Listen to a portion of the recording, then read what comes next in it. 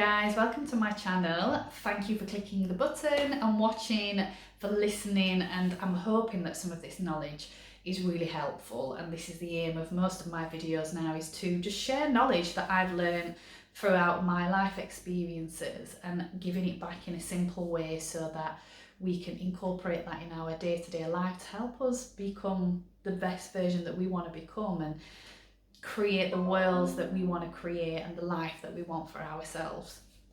So this video is going to be on how we become our belief systems from a younger age and how they manifest or how they create themselves in the mind, and we create and form an identity based on the things that we have seen, heard and experienced through our own feelings and emotions.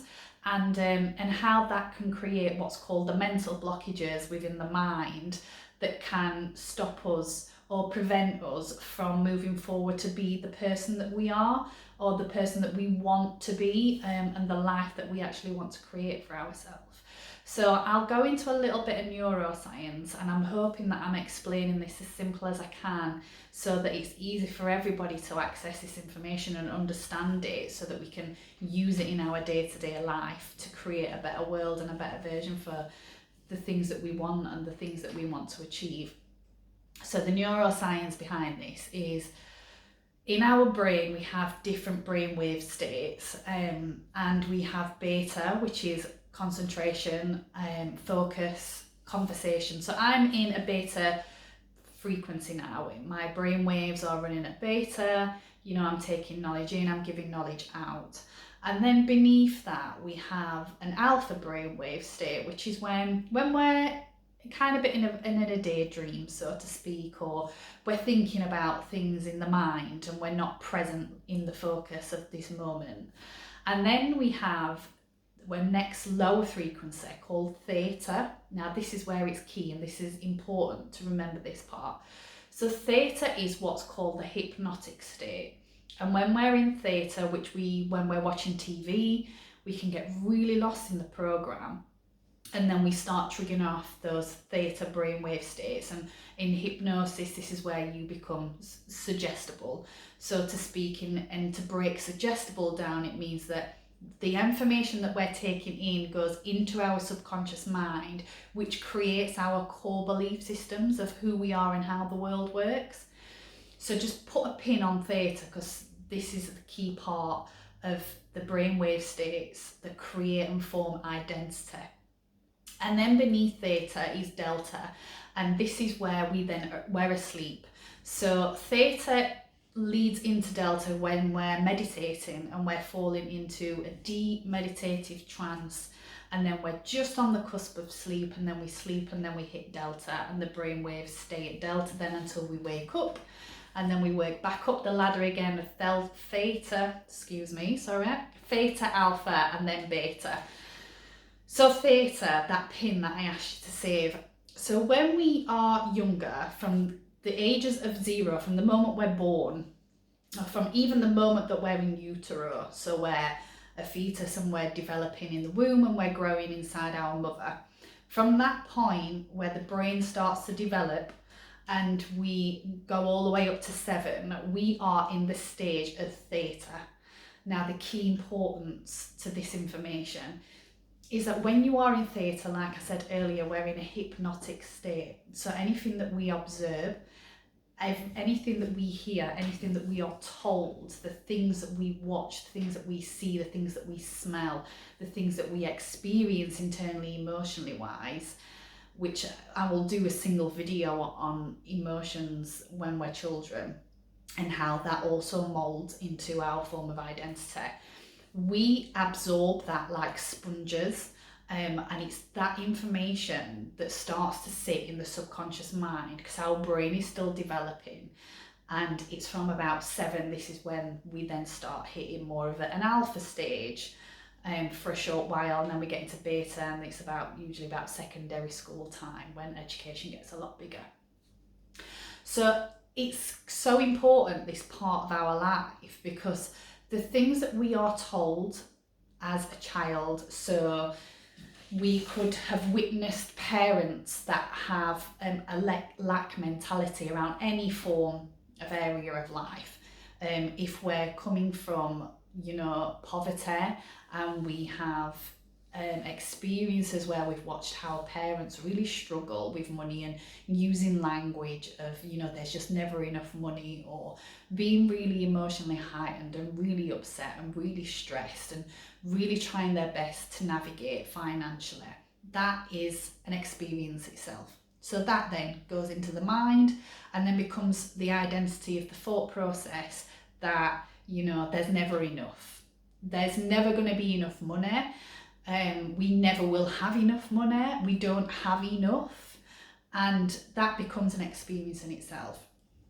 Now, when we look at relationships, if we have had parents that haven't had an unhealthy dynamic, and we have witnessed large scales of different things, it could go all the way to the domestic abuse side of things.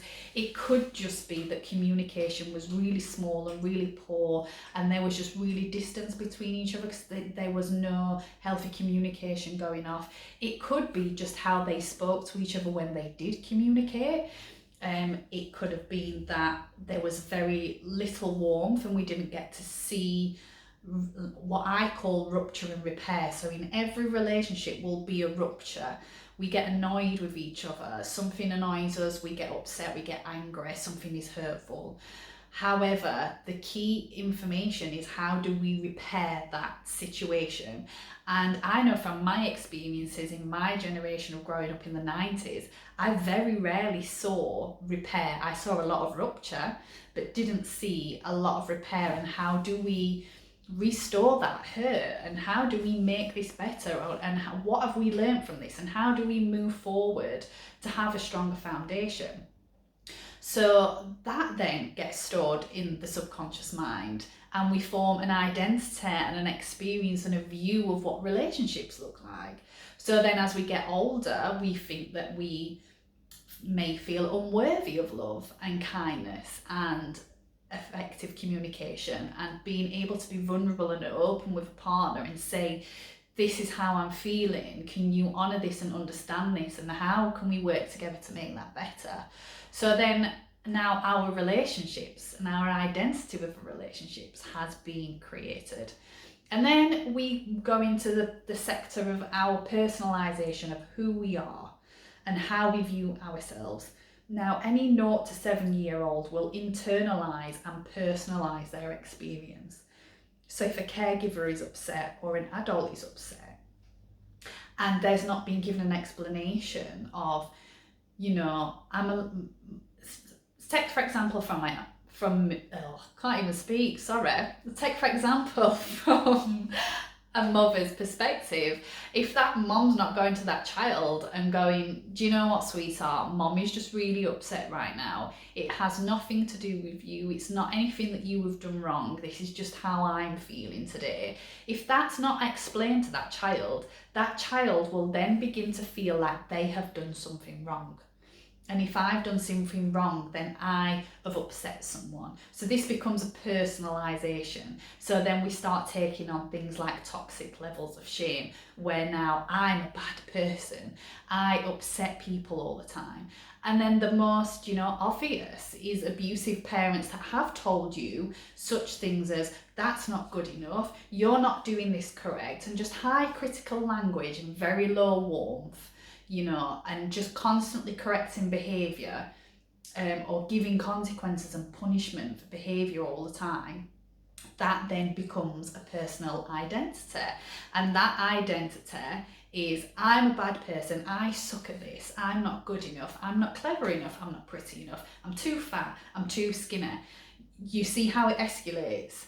And then this now becomes part of the subconscious mind, which becomes our internal beliefs. So then from 7 years on older, unless we actually really cognitively sit and think about these beliefs and these feelings that we have and really ask, where does this come from? Who told me this? And how true is this actually? Where's my evidence? The key question to ask yourself is, where's my evidence to prove this? And then we can start changing those belief systems. So unless we start asking ourselves these questions, it's hard to cognitively shift those belief systems that we've taken from 0 to 7 and molded them into who we think we are and how we think the world operates and what is, so to speak in speech marks, normal. And sometimes what we think is normal is actually unnormal, and is far beyond what we actually should be feeling and experiencing in a healthy way. So that part there, from 0 to 7, is so useful to recognise, what was I witnessing at this age? What was I being told? What was I being heard? How was people communicating with each other? And what have I taken from that and put that onto myself and moulded this identity of who I am from those experiences? And what is this happening? Why is this happening, and why is it getting in the way of what I actually want for myself now? And is this true? And even if you might feel like it's true, does it need to change in order for me to become whatever it is that I want to be? So I want to learn new tasks, but I feel like a failure at education. I feel like I'm not smart. I feel like I can't do things. Do you see where the words are coming from? I can't do this. I'm not smart. I'm not clever enough. I don't know what to do with that. That's too much. This is the language that we need to be looking at, how we're speaking to ourselves, and what is that feeling? I'm scared to be a failure. I'm never going to be able to do that. These are the things that we've absorbed from 0 to 7, and we need to be looking at is this conflicting? So if I want to achieve education, but I'm already telling myself I'm not good enough, I'm a failure, I'm not clever enough, I'm not going to be able to do that, they're going to just butt heads. And then this one thing that you want to achieve, it's just going to get counteracted out by the thought processes. So yeah, so that was a short video on how our belief systems actually counteract our desires and our dreams and our manifestations, and where that comes from and how it develops from a scientific standpoint. And so yes, if you found the video helpful, please give it a thumbs up, please share it, like and subscribe the channel if you really want to. There'll be lots of more videos coming your way around this sort of stuff. And yeah, just information that I want to share with the world that I wish I had at a younger age and was able to identify, because I believe that whole story that people always do better when they know better, and they're given the knowledge and the tools and the wisdom to be able to do better. So yeah, thank you very much guys, and have a blessed day.